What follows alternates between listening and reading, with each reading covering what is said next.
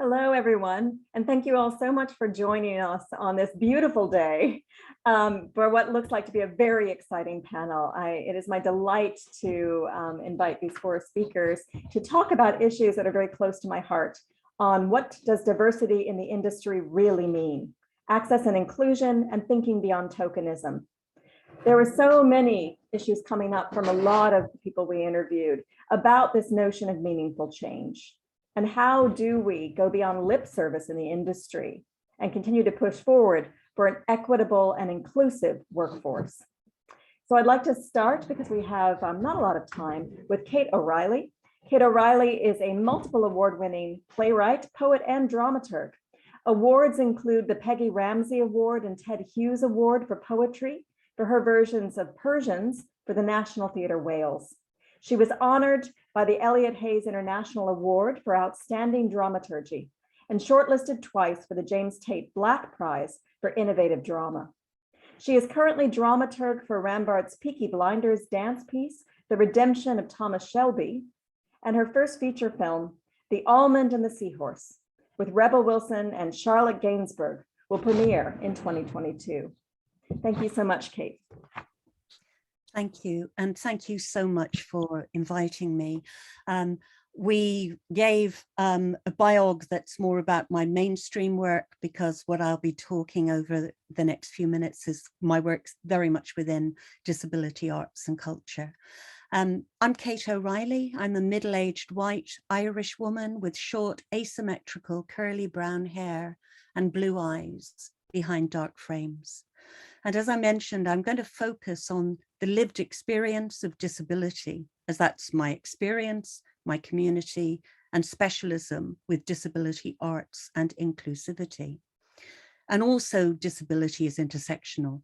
So I think things I say here may very well have resonance and relevance to other self-identifying groups. I work from the social model of disability, which sees disability like gender as a social construct, and that it is the attitudinal and physical barriers in society which are disabling, not the individual body. As a disability activist and artist, I encourage us to embrace all the possibilities of human variety. We should expect and respect the rich gift that comes with variation and difference. And this, I think, is the keystone of diversity. For too long, our industry and society has been limited, blinkered, biased in notions of cultural and commercial leadership, what bodies, minds, and senses lead organizations and theaters, who creates and presents performances, who teaches and are taught. And I've got many collaborators now, successful professional performers and theatre makers, who couldn't even get an audition to dance or drama school, as these were the bodies that would get no work afterwards, or so they were told. Disabled, deaf, non-binary, neurodivergent, working class, global majority identifying individuals whose talents and contributions were not recognized or valued by those making decisions. This is one area we sorely need to address in order to ensure this sudden swell in interest in diversity isn't box-ticking, temporary tokenism. We need to overhaul our institutions, our training places, theatres and cultural centres, and change the guard, get different people in positions of power and decision-making, different cultural leaders at the top, as well as throwing open wider doors to those entering the profession. And while we're throwing open those wider, more accessible doors across all our industry, we need to stop assuming that there is just one way of moving, doing, communicating, receiving information and performance. We need to challenge the sensorial hierarchies and assumptions in how someone might make an application or access a performance. Materials for public consumption should be in multiple formats: BSL, British Sign Language, flyers, large print, plain English, audio described, potentially utilizing other languages. And we need to enable applications to be made in various formats too, via video, British Sign Language, and so on. Because without this, even at entry level, we're excluding and beginning the problematic filtering, which has resulted in our ableist, racist, sexist, ageist societal structures. Diversity will no longer be tokenistic when we no longer view stories, select candidates for jobs or training through a limiting normative lens. Access riders need to be basic for every possible practitioner or worker, and access for audiences should be considered from the very onset of a creative process, what we call the aesthetics of access, which enriches the experience for all and doesn't segregate into add-on access tools for the disabled, the deaf, or the visually impaired. In my own work as a theatre maker, I try not to assume an audience, but multiple audiences accessing the performance through multiple modes of communication and channels. Wherever possible, I integrate audio description and sign interpretation, or bilingualism with spoken, projected, and visual languages, creative captioning, relaxed performances, and so on. Diversity in our industry often focuses on the audience experience and not the bodies on stage or the stories that are told. So we also need actors, writers, and creators to represent the makeup of our society across the media, and also to reflect the experience of those lives.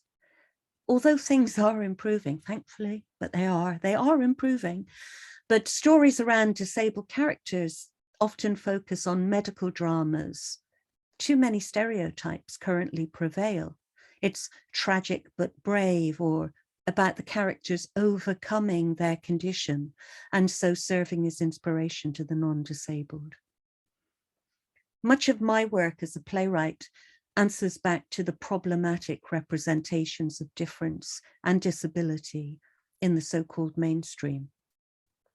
I write characters who subvert or challenge the tropes, these lazy, untruthful representations, which are so prevalent in our media. Audiences assume they know the reality of disabled people's lives, which is not the case. It's more what Mitchell and Schneider called narrative prosthesis, or a problematic form of othering being made an exotic spectacle. I've also had enough of cripping up, where hearing or non-disabled actors impersonate conditions or impairments. And one of the very few powers that I have as a playwright is in giving permission to who can produce my performance texts. Thankfully, I have an understanding agent, as I've said no multiple times to companies wanting to use solely non-disabled casts in my plays, which are about disability politics. So this has always confused and perplexed me. It's like they want the kudos of the politics of inclusion, but without actually following the practice. I've always loved the notion of disabled and deaf performers all over the world, presenting with pride and political urgency performance texts which didn't reduce them to parodies, metaphors, villains, victims, psychos, the embodiment of innocence or the embodiment of evil, or the more recent stereotype, the extraordinary bodied inspiration porn star. These texts didn't exist, so following Gandhi's advice, I decided to be the change I wanted to see. So as an example of diverse inclusive practice, the D monologues are fictionalized monologues I write solely for deaf, disabled, and neurodivergent identifying actors, informed by lived experience from interviews with people from those communities. It was originally part of the Cultural Olympiad celebrating the 2012 London Paralympics and Olympics, but these collaborations have now become international. dialogues across the world about difference and what it is to be human. I'm currently making a collaboration between Wales, Singapore, and China, working towards the professionalization of disability arts in the latter. And by that, I mean work which is led by disabled and deaf individuals. I'm also involved in the Unboxed initiative with Galwad, which is the big initiative coming out of Wales, which has at the heart of our process the stories we hope to tell and the product that we hope to create and share. We're calling it radical inclusion, right at the heart of that too. So the encouraging things are happening. But I'm discovering that by changing the stories and the way that stories are told, the bodies that tell these stories and the changed process which facilitates this, by doing that, we impact and change not just the theatres, but performance itself, having a ripple effect across the wider society. So thank you so much for giving me this platform, and I'll pass back now. Thank you.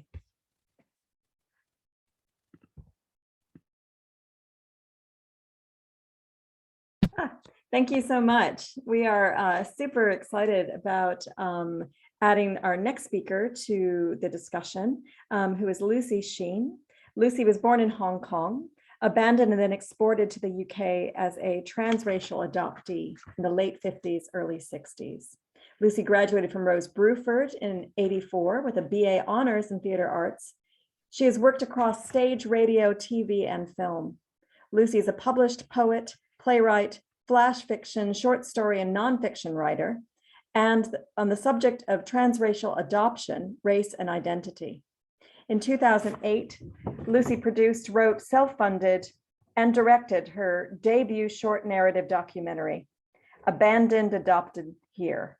Lucy is actively seeking funding for her first narrative short, Char Siu Bao, a dramatic short based on the real life accounts of life in Hong Kong during the Japanese occupation. Lucy is also working on her first feature film, Ghost Walker, a road movie that you've never encountered before, as well as working on 2 independent production houses, Paradox House and Wolfpack Production, developing a limited TV series and a Black comedy series. Both center on British East and Southeast Asian characters at the heart of the narrative. Lucy is an activist and advocate for BECSEA creatives working in the theater, TV, and film. She is founding member of Beats.org and a lifelong advocate for the rights of transracial adoptees. Thank you so much, Lucy. Thank you. For everybody, hi, I'm Lucy. Thank you for having me here. I'm a female over the age of 55.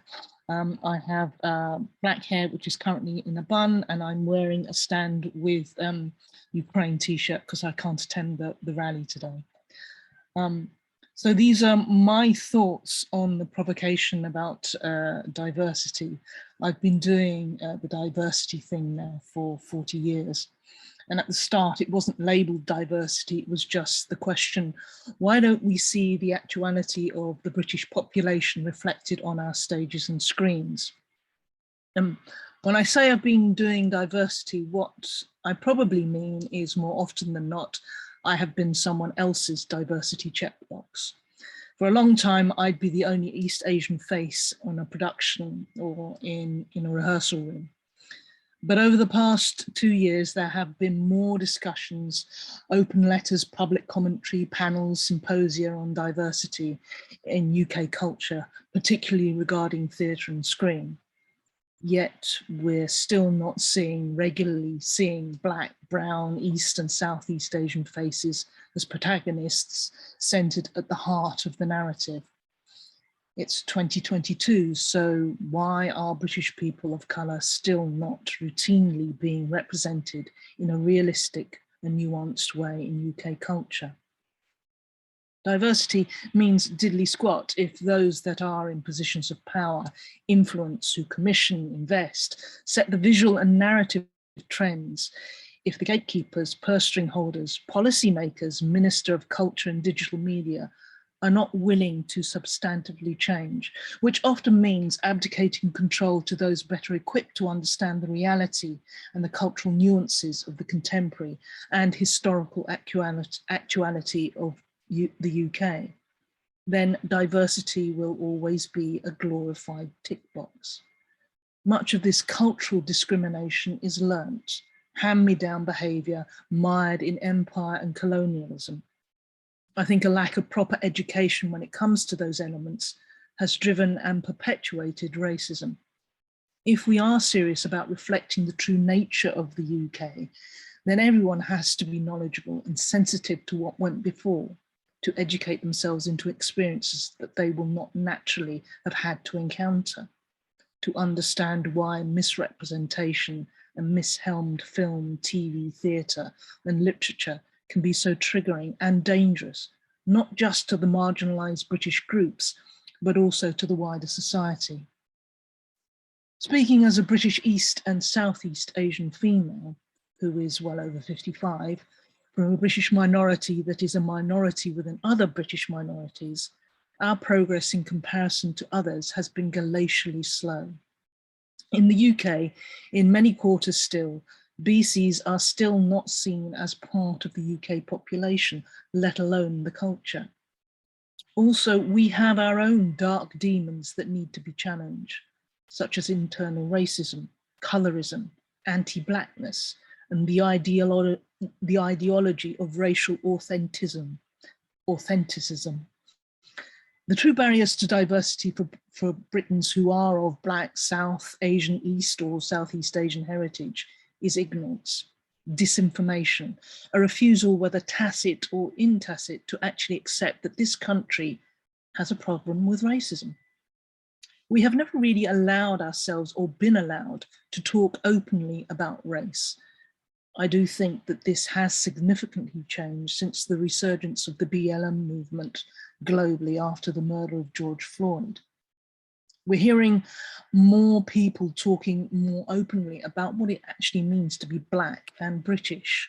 And that in itself has opened the door for the wider question: what does it mean to be British and of colour? What does it mean for people of dual heritage? Because in some quarters, our heritages mean consistently and constantly being framed in the past empirical and colonial view. So culturally, we mean nothing. The mistreatment and suffering inflicted upon the Windrush generation is a prime example of how political and wider society perceptions, misrepresentation and fear can negatively impact upon British people from specific groups. Britain politically and culturally has always promoted the idea that the UK is a just and fair country where morality and right underpin everything in our history. But for many people of dual heritage like myself, for people of colour, we are still the outsiders, different from the normative. We are institutionally and structurally othered. I believe that any society is judged by its culture, how it portrays itself, and more importantly, how it portrays its own relationship with its diverse population, how it values the vulnerable, how it views the old, the infirm, the sick, its migrants, immigrants, women, its citizens of dual and multiple heritages.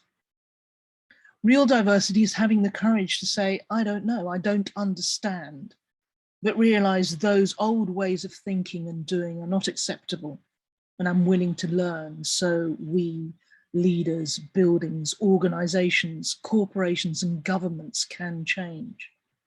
Diversity isn't just a paper policy.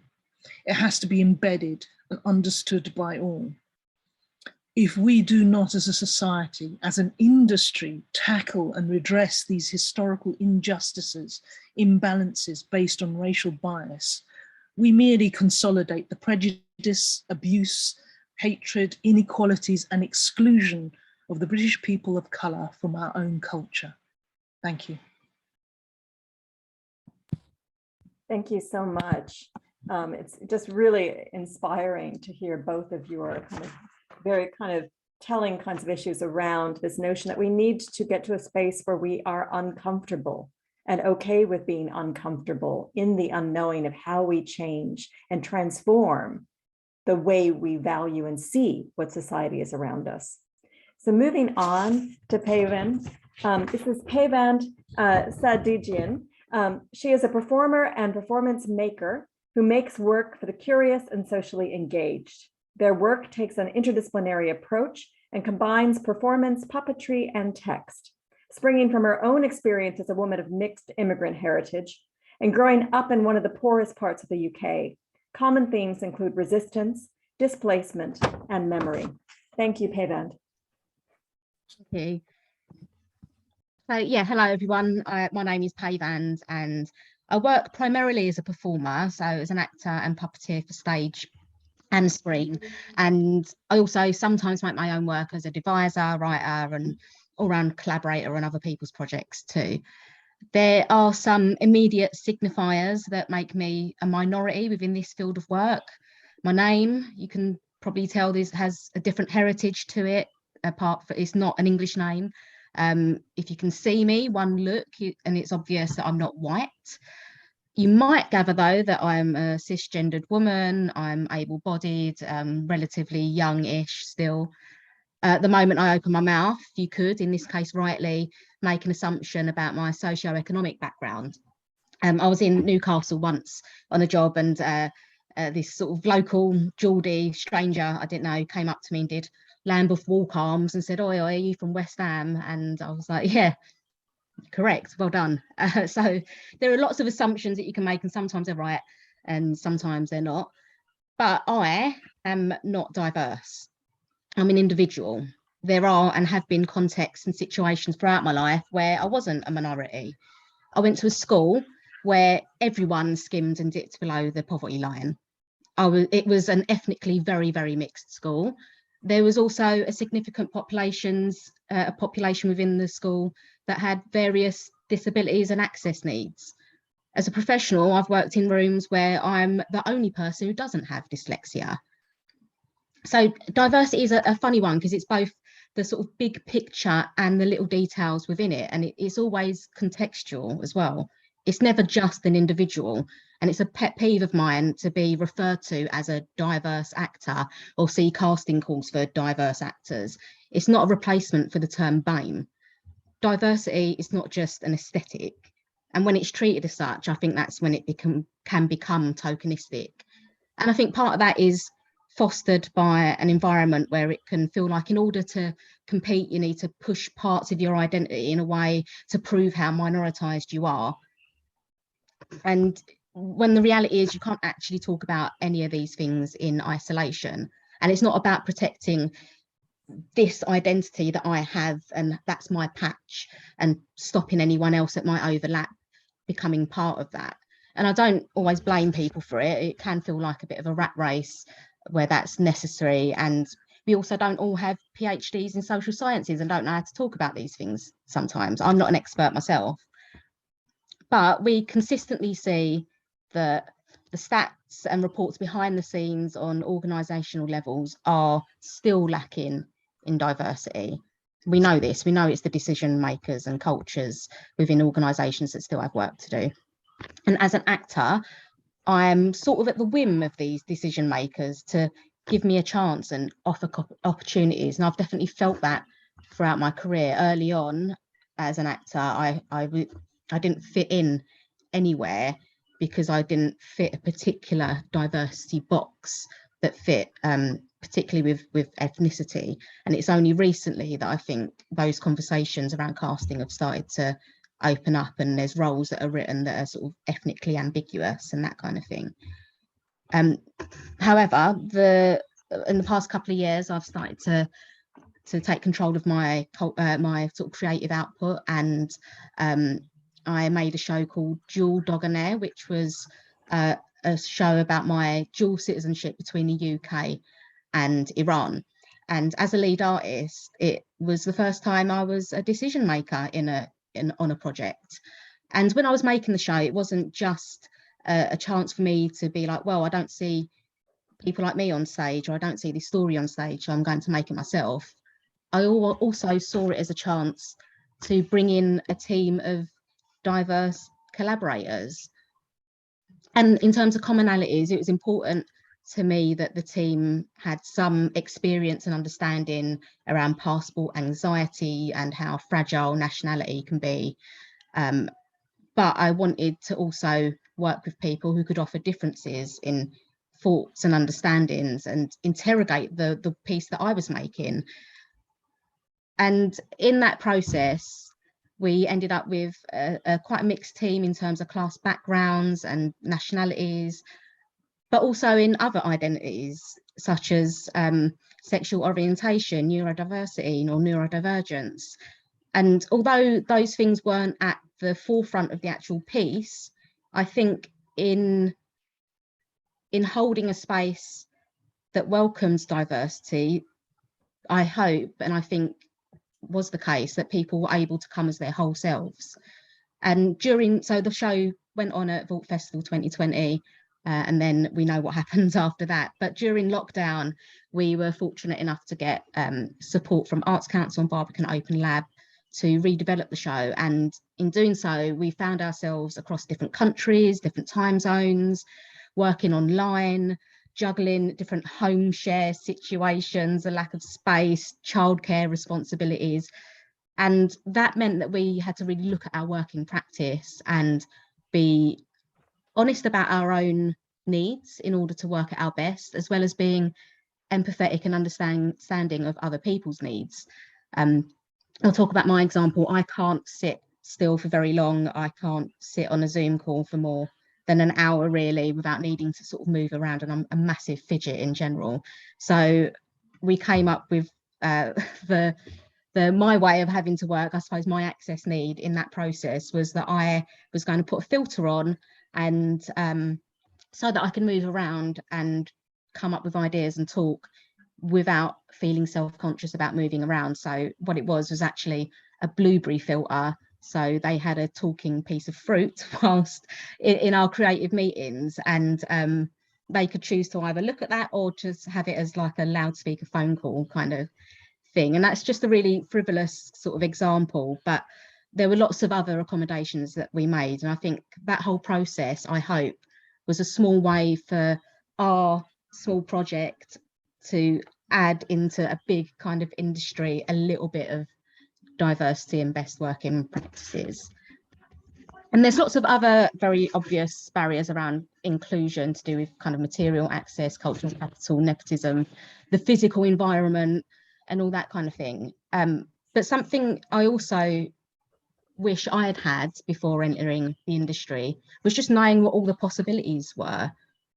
Growing up, I came into contact with various community projects and youth clubs and youth theatre, and they were always performance-based. Now that suited me to a certain extent, but also performing isn't for everyone. It's not for most of the general population. And I think there should be more done to offer what actually makes up the industry, because there's a lot more. And when I work with young people now, I always try and offer up different roles, and I found that it really works. If you've got someone that's sort of disengaged, or it just doesn't suit their needs, or they're not able to get up and perform, then if you're interested in sound, great, let's find a way to do that. You're really good at, you've got a keen eye of detail and have ideas, let's put you in a sort of director role and nurture that.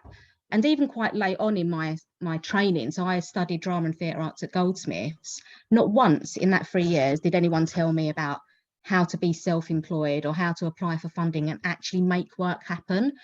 And when I left, I had no idea what I was doing. Meanwhile, my peers who had contacts or were able to sort of climb the ranks, and they're like execs in the TV production world now, or they had financial cushions to go and put on their work. And it set me back a few years, actually, because I had to figure that out. And I've, even now I still don't really have much idea of what it takes to be an artistic director, for example.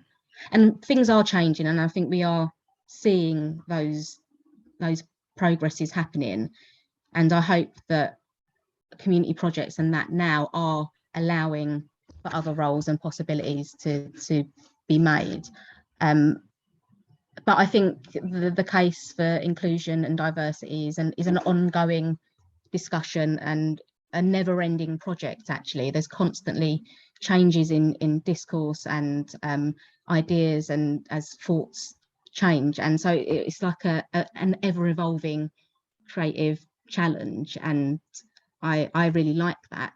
And I think it's about still holding that with utmost importance despite an uncertain future. And I think my main worry is that people will just go back to the way things were, because that's an easy option when under stress. And I just hope that we carry on treating it like an ongoing process that is also enjoyable, because the value of it is, for me, really obvious.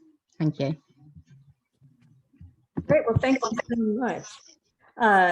Yeah, so it's really kind of interesting and kind of fruitful discussions on all of the different issues around access and inclusion that go beyond race and ethnicity to also look at other aspects of what is keeping people as barriers to being a part of the profession. So one of the other aspects of this to look at, we've talked about writers and performers and theater makers, and there's also, of course, the other object, which is not just the leadership in institutions, but also behind the scenes, set designers, technicians, backstage workers. How do you actually make that represent the entire community of Britain and of the world? So now we would like to very much bring Richard Foxton in. He is a set designer from Manchester with over 30 years of experience. He has also worked as a costume designer, project manager, and scenic artist. So Richard, thank you so much for joining us. Thank you for having me. Am I on? Can you see me now? Great. There I am. Firstly, apologies to everybody else on the panel for the fact that when you look me up on Google, you get the ex-mayor of Cambridge, or an actor from Devon, or a 17th century member of parliament. Whereas I know, I could find out all about you guys, but you probably couldn't find out about me. So I'll just tell you a bit about myself. It's probably because my name is actually just Foxton for theatre design, but you can't just have one name in this country, in the industry anymore. You've got to be able to fill your name in on filling two names on a form. I was born and grew up in Dewsbury, West Yorkshire, small, ex-industrial town. It was a very culturally diverse community. When I was at school at junior up to sort of junior school level, it was maybe 70% British Asian, mainly Muslim, and a similar level at high school. And I've always lived in multicultural areas, whether it's in been in Yorkshire or central Manchester, or now living in Bolton, where I've been for the last 20 or nearly 30 years. So I grew up in Dewsbury. I was part of the local amateur theatre and arts group that was started by my parents and some of their friends, and was very well respected in the area. So that's where my interest in theatre came from. I trained in theatre design. Sorry, I'll stop knocking the table because that's banging my camera. And then I went to college at Trent Polytechnic, studied theatre design. Whilst I was there, went out on placement and worked in industry. I worked at the New Vic at Stoke, Contact Theatre in Manchester. And then after that, I got a job working in theatre, that just like you can't do anymore, as an assistant designer. So I was an assistant designer at Contact Theatre in Manchester. And then after that, I was a resident designer at the Octagon Theatre in Bolton for nearly 6 years, up to 1999, when we all got made redundant. So I had the sort of start off in the industry that nobody can get anymore, in that I could get a full-time job. You can't do that as a creative person. Say creative, we're all creative. But as a, actor, writer, designer, lighting designer, you can't get those jobs anymore. And to be quite honest, I wouldn't be working in this industry if I couldn't have done that when I started. I wouldn't have had the confidence with my background to be a freelancer. like some people do. I wouldn't have been doing it. So, well, I am in the industry now. I've been a freelance designer for the last 20 odd years. I would say, you know, obviously we got into this through the pandemic, freelancers in the dark. I haven't had any design work since the first pandemics, you know, since the first lockdown started. No new design work has come in. And that's the way the industry's going. So, I mean, we talk about how we include people in an industry. We've got to look at what that industry is. And in theatre, I think it's in steep decline. Regional theatre is in steep decline. And that's unfortunate, because I think when I started off 30 years ago at Contact Theatre in Manchester, that was a very diverse, inclusive theatre company. Bolton Octagon was a diverse, inclusive theatre company. We were working with deaf actors, disabled actors. That was happening 30 years ago in the companies I've been working with. And it's not happening now. I don't think it's happening to that same extent in regional theatre anymore. So I'm sorry for not being as sort of prepared and succinct as other people have been on this, but I'm used to drawing things, not talking about them. I think my main point is for inclusion and diversity, what are the barriers? That was our big question. What are the barriers? And I think there are 3 barriers to stopping people getting into theatre and to stopping the theatre industry reflecting fully society. And they are, number 1, I've already talked about this really, job security. There isn't any job security. Number 2, levels of pay are very, very poor. And that links into number 3, the social acceptability, especially if you come from different cultural backgrounds of working in theatre. You know, friends of mine, when I was at school from, you know, British Asian background, would not think working in theatre was a viable option. Their families would not approve of that. And the same things happened with, you know, my daughter's friends now. My daughter's in her early 20s, and her friends, when they were going off to university, were discouraged from working in the arts because it was not a proper job. And we need to get to a stage where they are proper jobs, it is paid, it is socially acceptable, and then people will be able to go into those areas that they're interested in. Yeah, so I think I made a couple of notes as well. So yeah, I mean, what I didn't mention at the beginning is I am white, I've got blonde hair, I'm 55, and as you can tell, I've got quite a strong Yorkshire accent. Although I've lived in Manchester area for the last 30 years, Yorkshire's the right side of the Pennines. So yeah, so sorry for being a bit disorganized about this, but I am committed to inclusivity and diversity in theatre, and I think that's happened a lot in the theatres I've worked in. Other theatres like the New Wolsey at Ipswich have, done a lot of great work. Other theatres, Colchester, York, Salisbury, Hull Truck, lots of theatres of different scales that I've been proud to work with. But currently, as Holly said, I'm working as a project manager because there ain't any design work out there. But anyway, thank you very much for listening to my ramblings, and hopefully I can contribute something useful to the rest of the panel. Thank you. Great. Well, thank you so much, Richard. And I think the thing about it is that's the point, right? We need money to support the arts so that we can support people coming from different backgrounds into the arts. We need to value the theater industry and also value the people who make up the theater industry of all different types of backgrounds, and not think of anyone as either a flagship of, it's interesting, I was reading Sarah Ahmed recently, and the whole notion of diversity. Once you call something diverse, you've already made it you've excluded it. You've made that a point that is somehow different from what the actual institutions or organizations are actually doing. And so the very notion of tokenism is in itself an exclusionary process.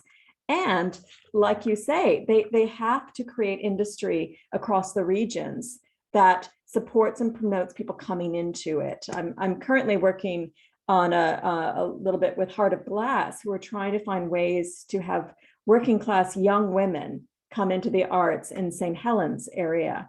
And one of the issues, and also be a part of the audiences and think about how do we make them feel a part of the community and part of artistic practice not being not for them. This notion that it's not for you is something that also is a big barrier to change. So I'd like to open this up to any comments or questions from the audience, and then also perhaps share discussions amongst our speakers, if there's anything that you feel coming and kind of resonating across the different talks that we've had today.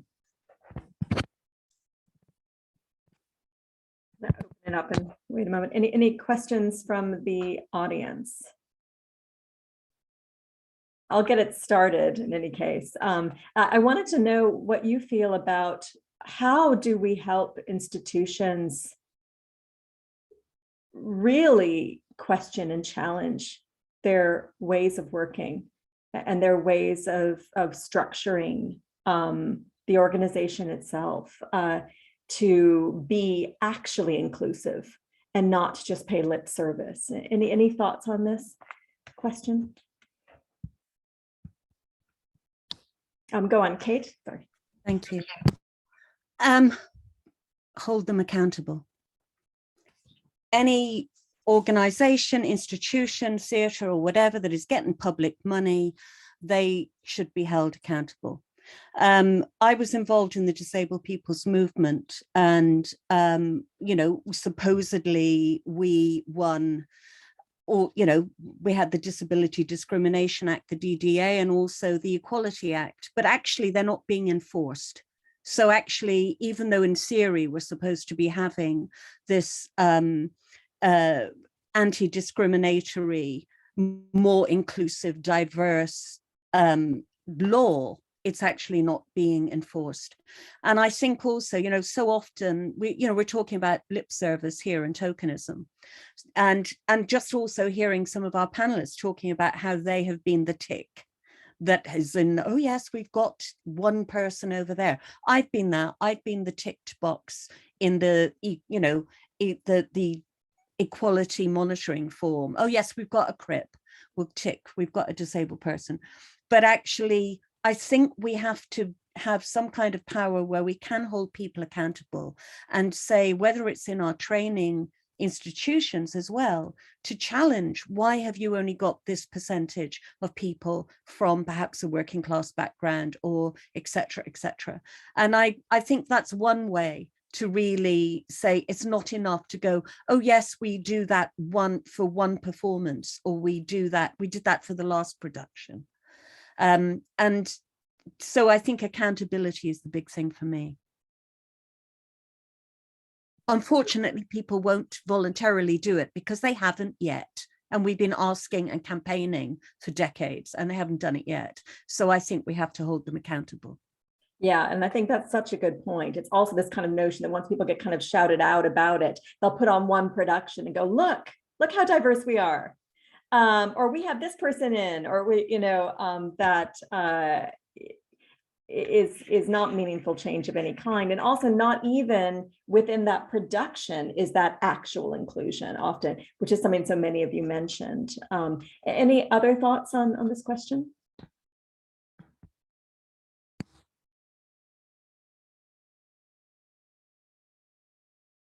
Great, go on, Lucy. Sorry, I mean, just picking up on what Kate was saying, for me, having recently done quite a lot of work with a couple of drama schools post the BLM summer and the misguided efforts by some of those drama schools when they released their statements of support. It goes back to how education, not just in drama schools or universities, but actually education from the beginning, and how we represent ourselves, the whole of ourselves. And that includes all the nasty bits that we'd rather not actually talk about. And I don't think there's one country, one race, one group of people on this planet that have not done at some point something they should be deeply ashamed of. And it's not about making people wear hair shirts. It's not about using a stick to kind of like bludgeon people with, but it is, misquoting Baldwin, if you don't know where you've come from, you don't know where you're going to. You can't know how to progress. And it's how we use that. And I think it's quite telling that from that summer, the challenges, the problems that we have in drama school tutoring, the whole of that community, how that has not actually managed to stay pace with the actuality of a changing demographic in British society. Even though, you know, one might seem that it's other looking at the composition of our government. So it's vital that that education is right, that understanding is right, that embedding of accepting people, no matter where they come from, is an essential part of being able to be an artist. You know, whichever side of the fence you decide to kind of like focus on. And I think it's really important that at the moment, that control, as I said, is still very limited to a handful of, usually not always, but white, middle class, Oxbridge educated males. And that has a deep ramification into what we see, how we are allowed to tell that narrative, what narratives are being told, you know. So it's very difficult, you know, sort of Philip Headley, God bless him, one of the few good ones, who said quite rightly in a forum quite a few years ago, what person in their right mind is going to let go of that power? So we have to encourage people, enable them to realize that they can delegate. And that's not to say you can't be white and you can't be male and you can't be Oxbridge educated, you can't involve yourself in the arts. Of course you can, but it's communication and it's disseminating that view and embedding what you put down on paper as being diversity and inclusion. And if that's not being exemplar from the top down to the bottom and sideways, then of course things are going to change very slowly, if ever. Anyone else have a comment?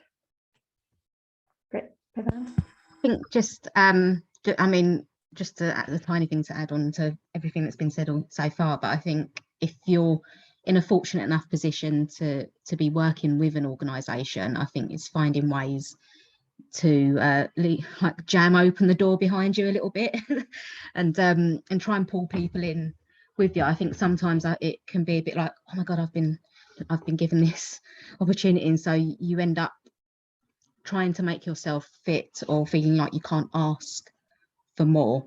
And it's being brave enough to be able to to challenge them. They've invited you in, challenge them, tell them what you need, what you want, and yeah, leave the door open behind you. And I was thinking it's about not having to adapt to what the spaces want you to do and behave. You know, can language change? Can the way we communicate change? Can the way we work change to have safeguard and things in place in terms of, so for example, we were talking about how difficult it is on Zoom, especially for certain, types of people. It's the same with the working day.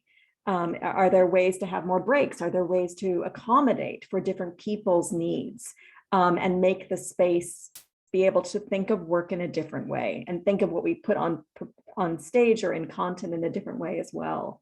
I think it's something that a lot of our interviewees were talking about, making contracts about access. And I think that's even harder to change if leadership remains people of only one background, because they don't know or see those needs, because they don't experience it themselves. Kate? Thank you. Just connecting to what you said earlier, because you know, I'm in a privileged position to have been working for decades now in the profession. So I've got a certain reputation or status, which of course you don't get if you're emerging, etc. But what I do, because when people do want to commission me or get me to work with them, part of my contract now is we negotiate about either myself or Disability Arts Cymru, an organisation that I work very closely with, actually coming in and offering some disability awareness training, for example. Because if I'm being commissioned to write something around disability or disabled characters or deaf characters, I don't want to do that and just have like you said earlier, to have one production. I want to actually try and embed the company, or at least raise awareness and that kind of unconscious bias as well that Lucy mentioned, you know, the fact that we have to constantly be checking ourselves as well for our unconscious bias and so on. But I just mentioned that that's something also now that I offer, or say, well, if you want me, this is what we need to have happen if you want me. And usually, because as well, it's people are keen at the moment, they're like, oh, that would be great to have that experience. But so I'm just, you know, suggesting also at the point of negotiation about how do we collaborate, how are we going to be together, that might be a place where you can bring in suggestions that might have a lasting impact. Yeah, so true. Okay, so we have two questions and comments in the chat. One is, I would like to see a wider array of stories dramatized, but then to be taken seriously, it seems like a writer has to have firsthand knowledge of what they are portraying. E.g., if someone writes a drama about Chinese culture, but are not Chinese, like was mentioned. So is it writers that need to be recruited mainly to change the industry to create the parts? Any comments on that? Yeah, go on, Lucy.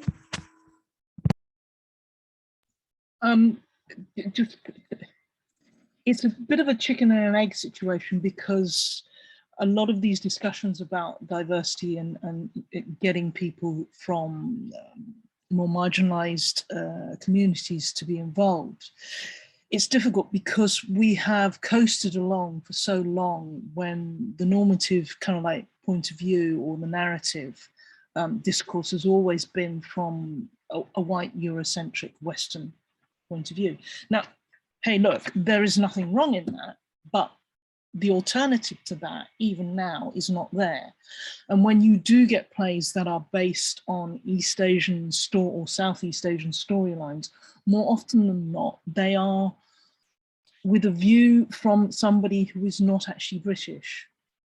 And it's a very different thing. There's nothing wrong in that.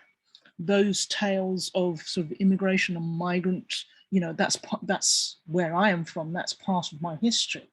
But right now, you know, sort of we lack looking at our own history, you know. So when somebody comes along who writes a play, who kind of like sets it in 13th century China and then says, oh, but it's mythical, that's when you get the kickback, because we are not mythical. We're actually here. We're not unicorns. And the people that lived in 13th century China were actually real. So my question then is, why bother to set it in that period? Why bother to give the characters, even though they were kind of like dubious sounding Chinese names? Why bother to do that? If the play is about love and kind of like betrayal, then write a play about love and betrayal in a mythical universe. Why do you have to rely on the, you know, sort of the scenic backdrop, the exotic charm of setting it in East Asia? Because if it doesn't mean that much, it doesn't. That's why you get the kickback. As a writer, absolutely, you should be able to write whatever you want, as long as you do your due diligence, as long as you are prepared to sit down, do the research and talk to the people that matter and actually listen to what they say, which very often doesn't happen, particularly when it comes to, you know, sort of matters, you know, subject matters which are sort of racial or indeed to do with ability or disability. And very often it's like, well, I'm a writer, I should be able to write what I want. Now, you put that boot on somebody else's foot like mine. If I wrote a play set in the First World War and had actors dressed in Second World War costumes, quite rightly, I'd be hung, drawn and quartered. So, you know, there is not that level, even playing field. So we have to get over that first hump, you know, sort of, you have to know what you are writing about. And invariably that usually comes from somebody that has experience of that, or somebody who's prepared to actually put in the legwork and the sweat equity before they even put pen to paper.